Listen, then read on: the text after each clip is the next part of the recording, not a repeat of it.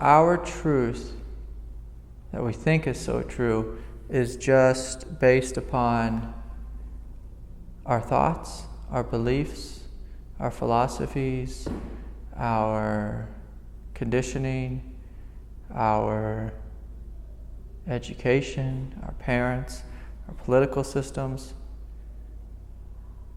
Well, that's one level of truth. That's relative truth.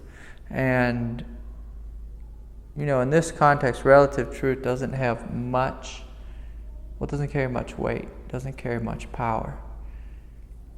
So anytime we speak, I encourage you to check your direct experience first. Not your knowledge first, but direct experience first. So that's the thing we should start with. The way the truth business works in my world is truth is direct, it's experiential. As soon as you step into philosophy, as soon as you step into thought, as soon as you step into anything outside of direct experience, you're stepping away from truth. And see, this is one of the things that my teacher really harassed me about. Even when I was quite young, I would say things like, "It seems like," and he would stop me right there. Because I would say, "Well, it seems like it is this way. And do you think it's this way or that way? I think it's this way because of these reasons." And see, he basically told me, we're not going to play that game. We're not going to play the game of, the mind. We're not going to play the game of belief. And so in my relationship with my teacher, it was all about our direct experience. You want to know God? You experience God. You want to talk about God? Well, you go to the coffee shop. Invite your spiritual friend to the coffee shop. Have a couple shots of espresso and you start talking really fast about things that we don't know for sure.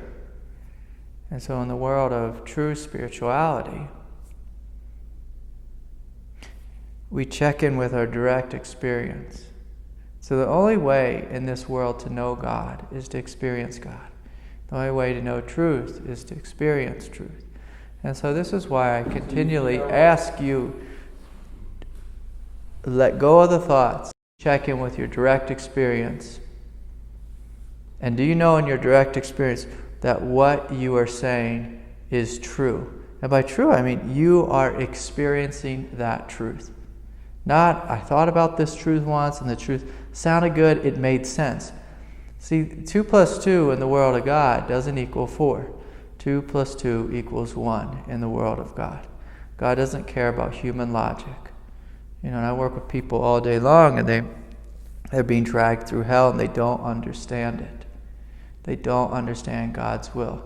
They say, if there is a good God, if there is a just God, there would not be hell, there would not be suffering. I would not be in this state that I'm in this moment. I say, yes, that makes sense in a human way. But if we're just going to talk in a human way, it's just, maybe we should be on Oprah and we could talk in a human way about our feelings. But see, God doesn't care about our feelings. God doesn't care about our thoughts. God doesn't care about our logic, even if our logic is airtight. Because God works with a different kind of intelligence, a whole nother realm. And so the question is what is true in your experience? And not your relative experience. A lot of people say, well, I'm not feeling so well. And sometimes people come to me, they say, I don't feel so well. And I'm looking at the person, I'm saying, you are so beautiful. Do you know how beautiful you are? Can you see how strong and bright your heart is? And they're saying, well, I'm not feeling that now. And so the feeling, they're talking about egoic feeling. And egoic feeling, again, that's a relative truth. But if you step into something deeper than egoic feeling, you'll notice, oh, my heart is bright. It is beautiful.